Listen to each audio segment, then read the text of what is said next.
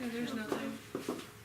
Okay, so what I've asked Amanda and Crystal to do on their research to guide, I see a grade 5 and a high school assessment. Now, NGSS means assessment.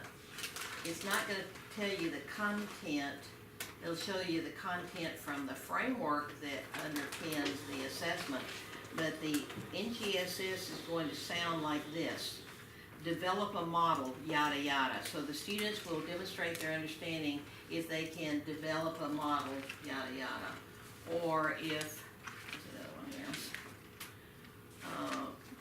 Or if they can use the periodic table as a model to predict. So in other words, NGSS are assessments.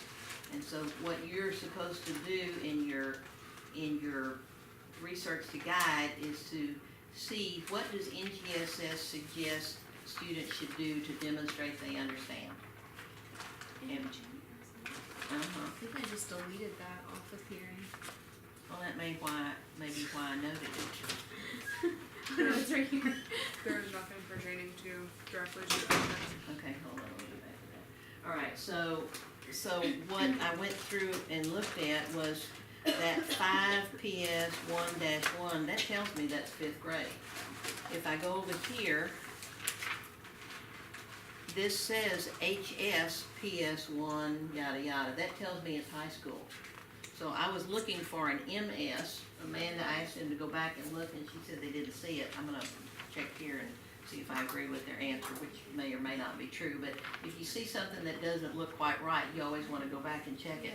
So all of your research to guides, you need to make sure that you put the NGSS, which is assessment, into here. So you can see, this is the model. This is where students, this would be like a PBL, or it would be perhaps a unit assessment. It's, it's a big thing. And as we were saying, Marianne and I were looking today at Achieve, which was the group that put together the framework in the NGSS, and so they've come out with suggested assessments that are subsets of NGSS assessment.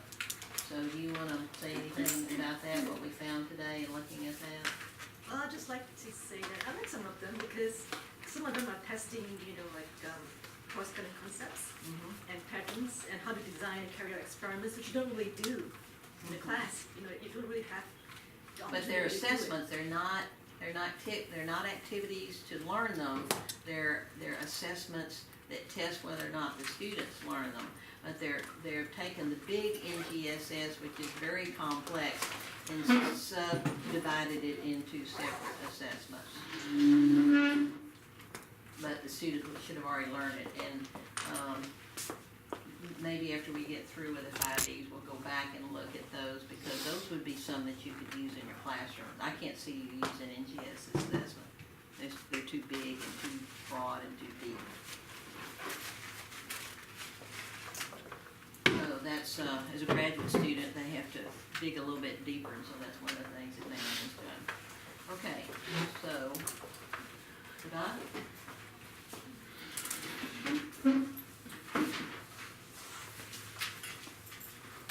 So the things we noticed is not really long. Okay, wait a minute. The question is, do you think the lesson, if taught with 6th grade children, they would understand that concept? That's the bottom line. Yes or no? I think so. And what is the evidence for your answer? Well, we had the concept map, and all of them could fill it out. And when we asked them questions, because we went around, we didn't give them the answer. We asked their opinions, and they demonstrated their knowledge for us.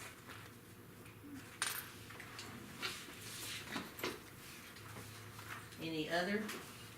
Whenever you're watching the video? During the whole lesson, we went around and we made sure that the students understand the concepts, and we helped them when they didn't.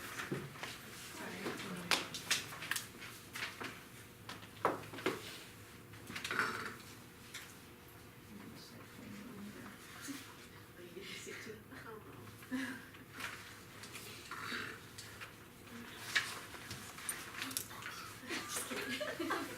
Okay, go through whatever it is that you are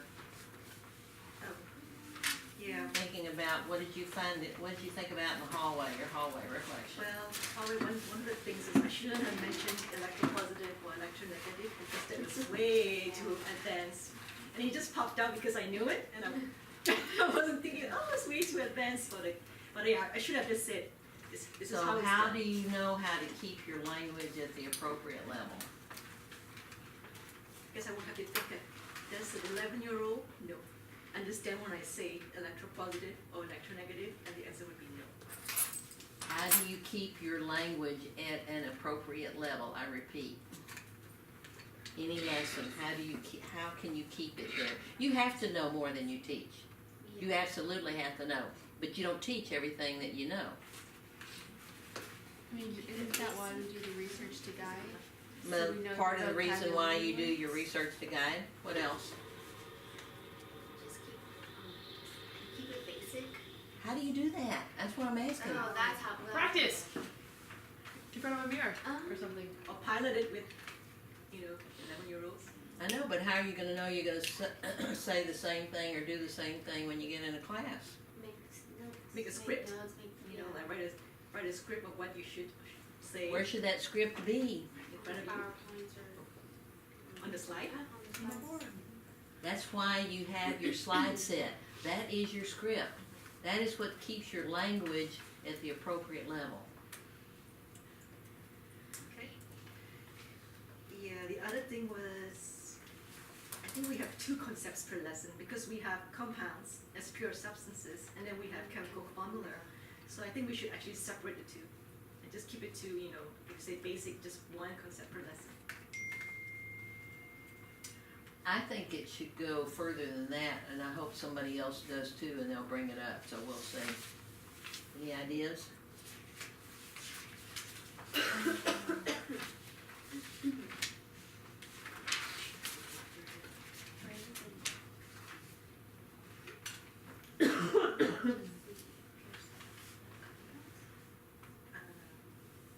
Not sure, you can say. Further than just compounds, just teaching compounds.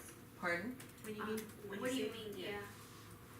When you No, say, I don't wanna say what I mean yet. I'm waiting for y'all. Maybe we should go into more detail about compounds and elements and not mention chemical formula. Or, Kind of. But what? well, could address mixtures and more address pure substances more because there were some misunderstandings or the students weren't clear about what pure substances were. I think that in order for us to know that it's a compound, I think that just the symbol with the element, just work on that. Then later on, introduce compounds so that way they know that it's two elements Right. consisting of two elements. So I think you should have just maybe, I don't know, just stick to symbols But with elements. see, the elements and symbols, that's just supposed to be done in the previous lesson. Our text is compounds. So by the time they come into our lesson, I assume that you've addressed that, Mhm. elements are represented by symbols. And you're right, so there was a missing lesson because we took the previous teach, said that's really two concepts, so let's just teach one of those. And chemical symbols was not taught in a subsequent lesson, right? But you're talking about like symbols in the cards, right? And just focusing on that, or you're talking about like the actual symbol of Like in general. Oh, okay. That's the missing lesson. Yeah. Okay. Okay. Maybe you can have, for example, a slide before you start of a review, just like basic something, a quick refresher of what they would have, So like Good symbols and taught. elements. in case there's confusion. But we don't start with engage, so. We didn't really introduce anything new, like we did go over symbol during the sorting activity because you compare between elements and compounds. So we did go over that when it actually came up with their own definition because they would have understood or maybe they would have remembered, but yeah. So I don't think that the issue was that we didn't know what a pure substance was, because we did know, it was just, I think, you use. Did they know what a pure substance was from the first lesson? Yes. Yeah. So like we learned that what a pure substance was when we learned what an element is. And so I think maybe the disconnect came when you used pure substance in the formal definition of a compound, because we learned that a pure substance is just one thing, and then a compound, it's like mashed together, and so like that's more than one thing. That's what I was reading about, because you guys are confused with mixtures and compounds. Yes. That's and why, so- that's where the confusion comes from. And That's why I so- was saying we should address mixtures more, to make the differential between pure substances and mixtures. Because y'all did that at the very end, which I think was good, and so maybe at the beginning, address it like how you said, and then just emphasize that like for a compound, it can't physically be Yeah. separated. So it's really, really good. So if you have, in reality, in the sixth grade, your classroom, you would teach what an element is as a pure substance, then what would be the next lesson? That elements are represented by symbols. Okay, so elements, that'd be lesson 2, symbols. Then what would be 3? Compounds. What compounds are? Yeah, Compounds of pure substances? Or do we have to do a separate one? Would you have a lesson on compound formulas and then teach about it being a pure substance? Such as hydrogen is a pure substance, it's an element, and water is a pure substance, but it has hydrogen and oxygen in it. I think that might be, personally, I just think that might be more confusing that way, because then they don't understand what a compound is, and then we're just introducing, oh, this is a compound, and this is the chemical formula for a compound. Yeah. Yeah. Well, when are you gonna teach about a compound being a pure substance? Well, we sort of addressed it here, but that's what I was thinking with when we do the changes, we will address it then, have them sort out, mixtures. I'm not thinking about your lesson, I'm talking about real life. What series of lessons would you do with these teaks? So I'm not talking about your lesson. You had constraints just like they did, because they didn't get to talk about symbols. So in real life, if your own classroom, what would your series of lessons look like? What would be the first one? It would be Matter. compound for me. What? Matter. Matter? Maybe. Is that abstract or concrete? No, I think they did matter in 5th grade, didn't they? They did. Yeah. So I feel like this teak starts with matter. So reviewing what they know from 5th grade about matter. Matter makes up all things. And then you talk about the elements of matter, which are elements represented by it's a pure substance represented by a chemical formula, and compounds. So then there's an order to it, and you kind of have to follow the order as a unit. But I think Mayanne is correct that there would also be some review of mixtures compared to compounds at some point. So after they learn compounds, maybe then you would go back and review, or maybe you would review before compounds, because that would be a prior knowledge. Okay. But do y'all understand where I'm going with this? I mean, you've got to step back and say, what would be the logical sequence of concepts that students should typically be able to understand if we do it in this sequence? So you're not planning out each lesson, you're talking about the topic, your sequence of topics or concepts or whatever for your lessons. And if you don't do that, then it's going to be a jumble.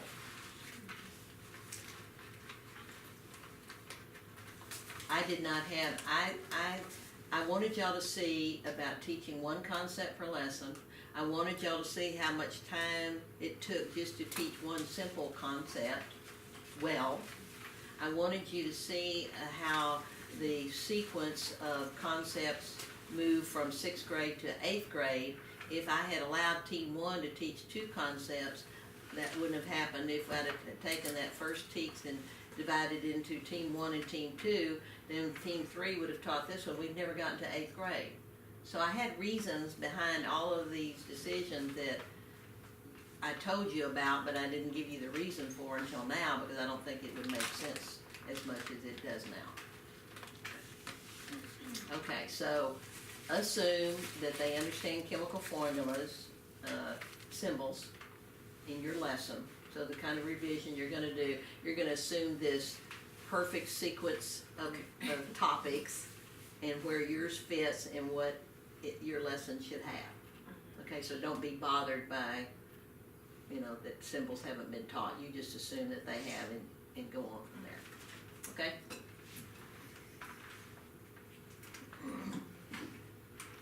Yeah, I think I also spent too much time talking about sodium and food labels. But I thought it was I wanted to address one of the students because I thought it was interesting, but maybe I should have done that. Maybe I could just say that. I read your email too. Oh, yeah, I yeah. did too. Maybe I should have just said, why don't we, I find out about this and we'll talk about it in the next class. It would have been a better response, I think. I don't know. I mean, you have to be ready for both of them, both versions, and almost, you're gonna, depends on what happens in the class that moment as to which direction you're gonna go with it. I think it piqued conversations. That's It what I was a wanted to good- do it for, Yeah. but I realized it wasted a lot of time. So, yeah. Well, there's never enough instructional time, number one, and you can't waste it. That's why you need to be ready when the bell rings and, teach bell to bell, which we'll go into that a little bit later. Cassie and I have already had this discussion. And it doesn't mean that you let a topic go on too long.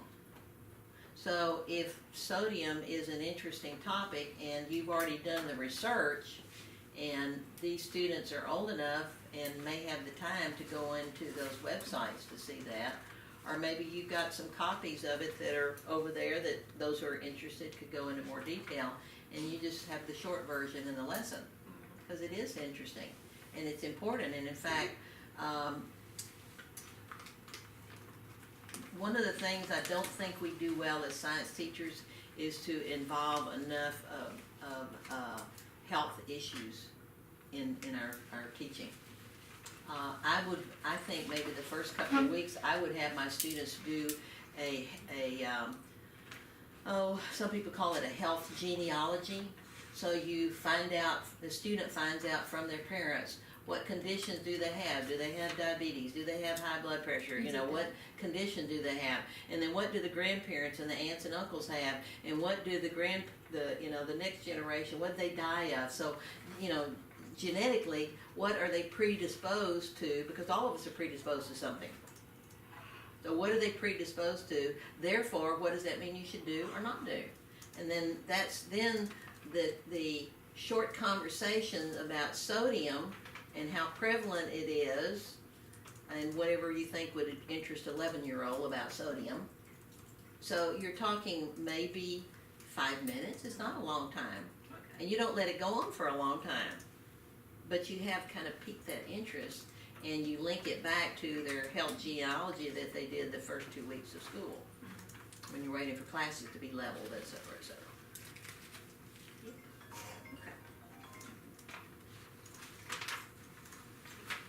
What else would you do differently?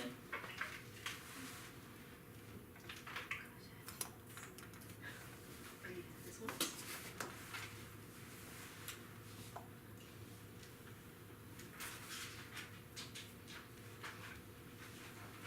I think that maybe I could have done a better job at, Teacher voice? I think that I could have done a better job at asking more probing questions when it came to like the model sorts and stuff.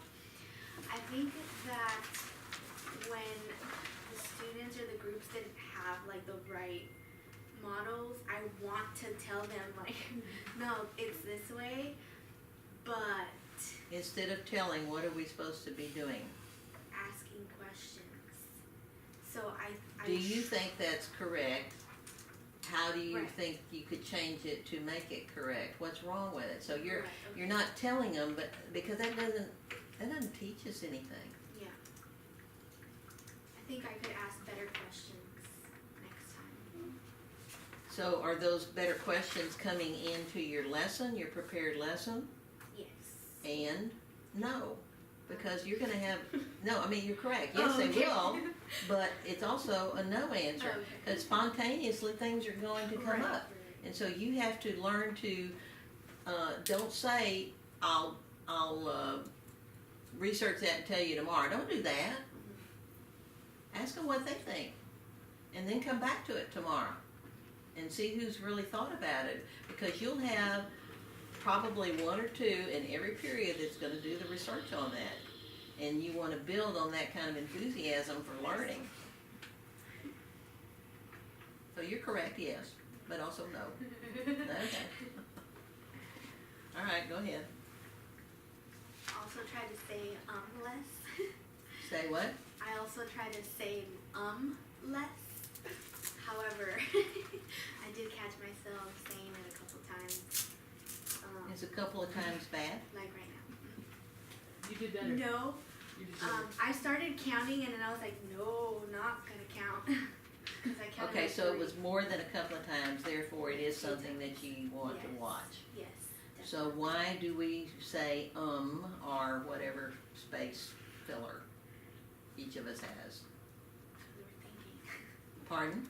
Well, I do it because I'm thinking of what to say. Why do you need to think of what you say too much during a lesson? You're always going to have to think of what you say, but if you're saying it too much, then why did that occur?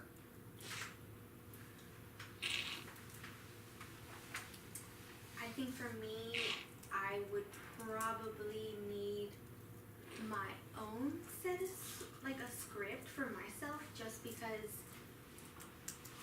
sometimes when I'm speaking in front of people, I forget my words. Why wasn't your script up there?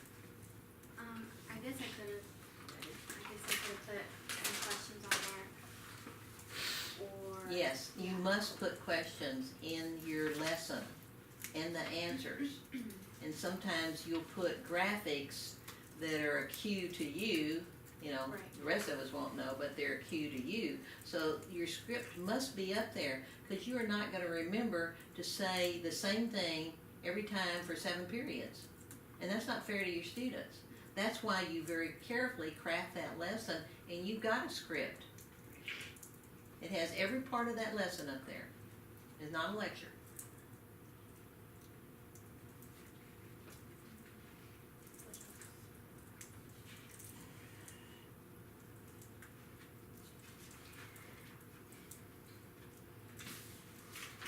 Oh, more non-volunteers. I could have asked. I can't hear you. More non-volunteers. I could have asked for more non-volunteers. Did you have the craft sticks up there? I did. Did you I forgot to use them? fumbled with it a little bit. I don't know.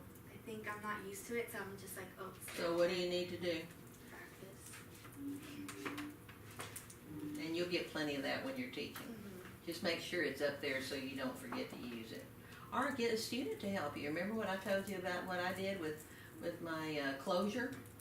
I could never remember to do it, so I built it in so it had a structure, and I had a student that was going to remind me when to do closure. So, you know, have students do things.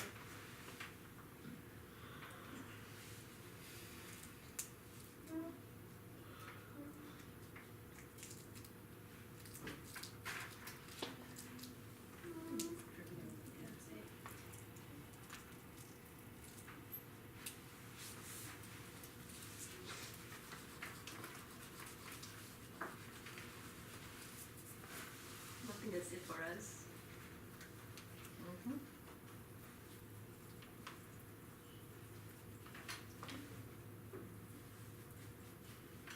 That it? Your colleagues? Alright, so again, the strengths, I really liked, the explanation on models. Y'all did a really good summary of what y'all are teaching. And you really emphasize the linkage importance during the concept and math explanation, so it's two elements that are linked together, and so I think that was really good emphasizing that. Just like little things for the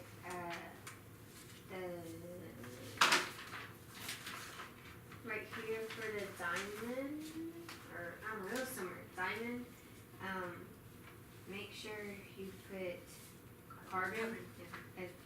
Not find a third compound example, just because like that could easily be Yeah. confused. And then if y'all do decide to keep like, the chemical formula aspect, I would state why the order of the chemical formula is better than just like doing it, cause y'all did say that there's a, proper way to do it, but kind of explain why the proper way. That's like in trouble. Oh, yeah, I think she tried and then there was questions on. Convention Yeah. and Yeah, so But, yeah, you did use the word but convention. I I did. think she explained convention really well. But just like yeah. explaining why, so I think that goes back to what we were discussing in the class earlier about like correct vocabulary terms and stuff like that. So just like why there's an order to it. And then I put a note that we didn't use the correct formula for water, and so just state that even though I did.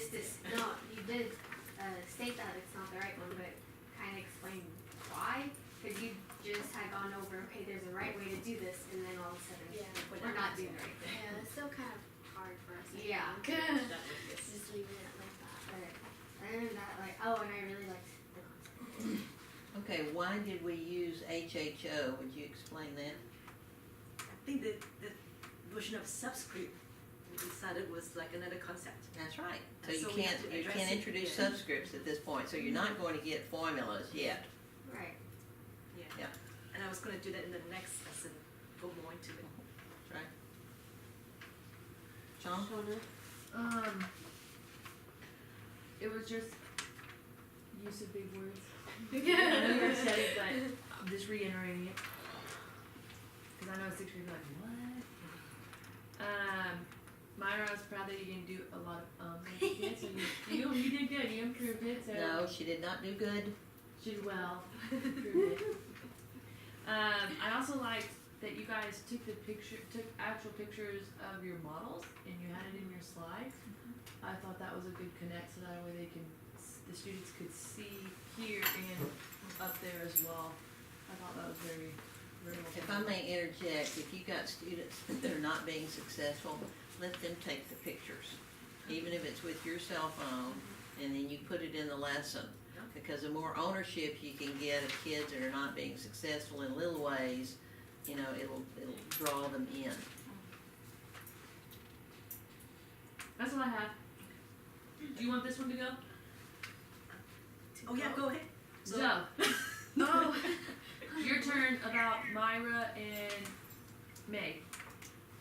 Oh, okay. So I like the lesson. The only thing that I kind of wrote on my paper, and I didn't write the word, was that word that May was using. Was it like Convention. or something? Convention. Oh, well, yeah. That's my only comment. Sorry, guys. Like I can hear y'all, but sometimes it just sounds like mumbling. But that's the only thing that I wrote. And then, and I also, and I'm sure y'all already talked about it, that is that we use symbols. And we didn't know symbols. Oh, right. Yes. It was a Libra. Yeah. But that's all I wrote. Cool. Thank you. Thanks. So I like that Mayan was very no nonsense and brief. That made it feel there was an order to things. And Myra, you had a really good attitude. And we Sarah and I were doing something, and you came around and you said something that made me feel special. So I wrote that down. The pace. Because she came to you personally? Right. I think she was walking around and observing, and I don't remember the comment, but it made me feel special. So good job there. And then I said it was overall good. The pace was a little slow, and I thought that sixth graders would probably like bringing in examples, like what a mixture is versus a pure substance. So water is very, regular water in a water bottle. That's just H2O. Whereas if you put sugar in a water bottle and then you mix it around, well, now that's not a pure substance anymore. So using those type of examples where they can see and they're like, oh no, that has sugar in it, or something to that effect. I don't know what you would think about that, or if you thought about doing something similar. That goes with your mixtures Yeah, lab, right? the mixtures. You may even find that in sixth grade that you actually have to teach mixtures, that you'll have too many students that are gonna come in from fifth grade who don't understand mixtures. And some of it has to do with trying to teach mixtures in solutions, which a solution is a type of a mixture, it's a subset. And so to be able to graphically represent that is probably, if you teach sixth grade, think about going back and teaching mixtures in a way that's pretty simple. So, you know, it might be even sand and water. You know, they can still see the sand and they can still see the water. Whereas sugar would dissolve, they can't see it anymore. So more concrete you start with, like sugar, like water and sand, and then move to sugar and water, for So example. usually that would be like a lesson, you know, pure substances versus mixture would be one concept. Mhm. It would maybe be 4 elements, because they're Yeah, not that's what I'm just- saying, that I think you would not, I think you will find that there will be a substantial number, if you assess it, of your sixth graders who do not really understand what a mixture is. I just thought of something. Whenever you keep saying mixture, I'm thinking of whenever my mom tells me to mix cooking stuff. She's, can you go mix the pasta? Or can you go mix the cake batter? Can you go mix this?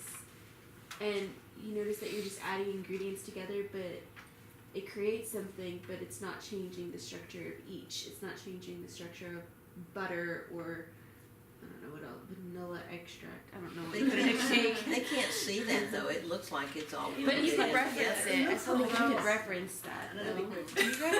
Do you guys know what puppy chow is? Yeah. I feel like that would be a good example that you could make in class, Yeah. barring no allergies, of showing Puppy chow. puppy chow. I can even bring in like, you know, Yeah, bag of no, foods that I haven't it's stuck together. which I'm is thinking of pretty puppy good. chow like dog food. It's like powdered sugar over Like peanut butter and Chex chocolate. and trail mix Yeah. and like I don't know, it's a southern thing and it's so disgustingly sweet, but kids love it. It hurts my teeth. Yeah. I don't eat it, but I don't either. yeah. I've never heard of it, so. I'll It's send not you just a the southern recipe. thing, it's Midwest right there. It's a thing, I swear. I was like, puppy chow? What we do with puppy chow? They don't even eat puppy chow. That's dog food. Yeah, you're gonna say it's so good, and I was like, I'm like, who eats dog food? Okay, next, It's this. Who's next? you've seen it before. tell her you have Oh, something else. sorry. Gotcha. I said I like the model and the card sorts. I like the Powers of 10 video. The language, the appropriate language, such as convention, which is already mentioned.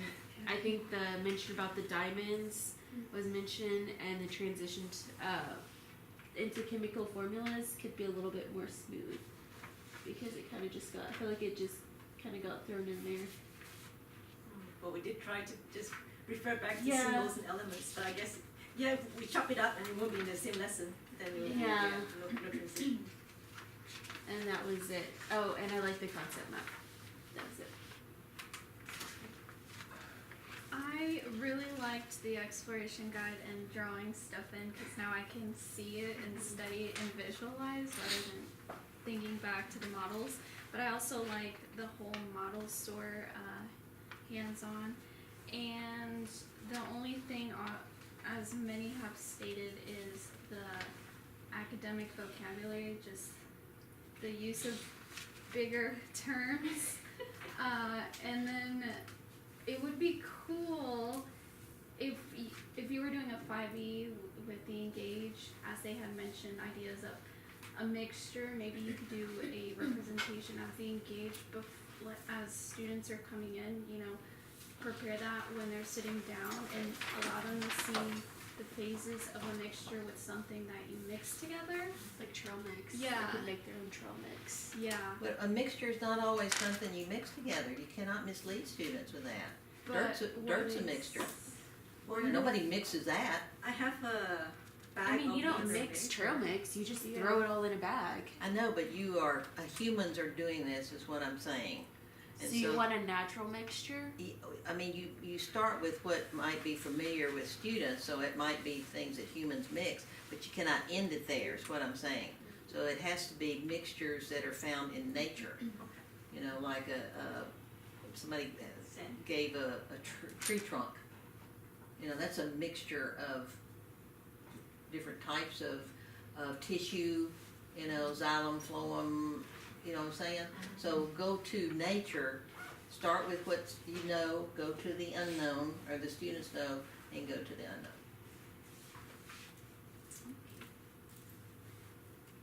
Y'all were good with teacher voices and the enthusiasm and the walking around. Definitely, like how Amanda said, it makes you feel special when you pay attention and notice that they're doing something right, especially for those kids who struggle. So it's nice confidence booster there.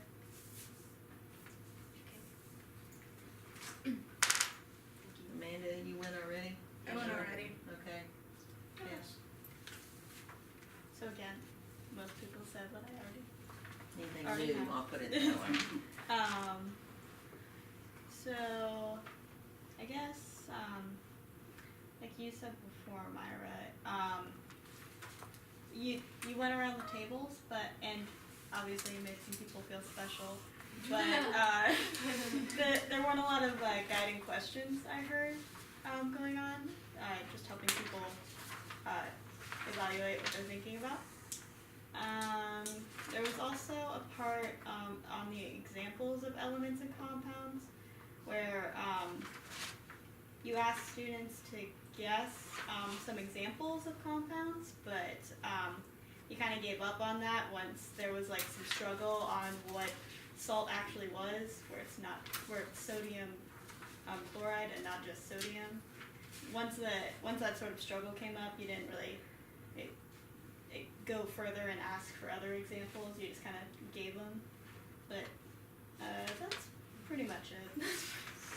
Okay, so lots of good stuff, concrete, pictorial, abstract. The one thing that I'm going to insist all of you do is use cooperative learning roles. You must do that. I want you to practice that. So that needs to go into the lesson. The, let's see what else is here that we've talked about. Oh, I think the only other major thing in terms of the slides would be on the video. This is pretty fast, and I know Team 4 stopped it, pointed out some things. That's a good model.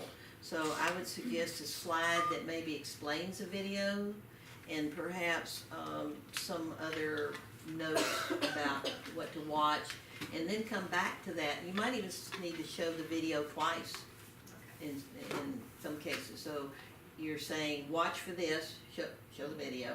Now, did you see this? Now let's watch the video again and see if you still see that, or see it this time, or whatever.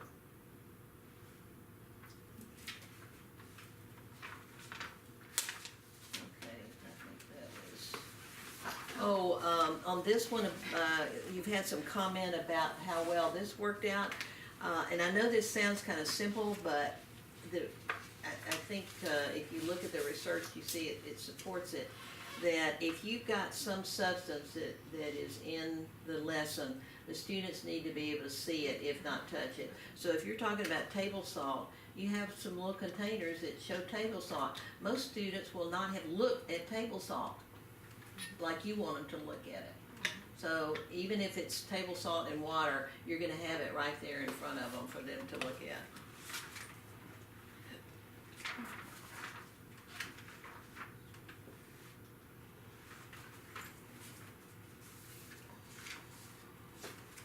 Just real quick, on the video, I found out on YouTube, the little nut on the screen, you can slow down and speed up the video. okay, So you nice, can yeah. slow down the video too by point On the net? 5, point Okay. 2, whatever. Yeah, on the video. Okay. Maybe I won't zoom out. Maybe I'll just let you guys zoom in, because I don't know if they get anything from zooming out. Yeah, we just started. Yeah, we've done it. Takes extra time too. Yeah. Okay, and then the same issue that we talked about earlier on the NGSS, they're almost sentences that you're looking for are assessments. The student will demonstrate their understanding by doing yada yada. So oftentimes what I'm seeing is the narrative, which you need to have to understand it, make sure you get the language with it, but the NGSS needs to have an assessment. That was a conversation we had with Team 1 that I haven't looked at yet for a middle school assessment on that topic. So that's what you're looking for with that. And then your grade band endpoints only need to be put in at the end, because if you put those grade band endpoints by, end of grade 2, grade 5, grade 8, grade 12, it gives you in just a very short space a kind of that sequence of instruction that students should have. It kind of summarizes it for you.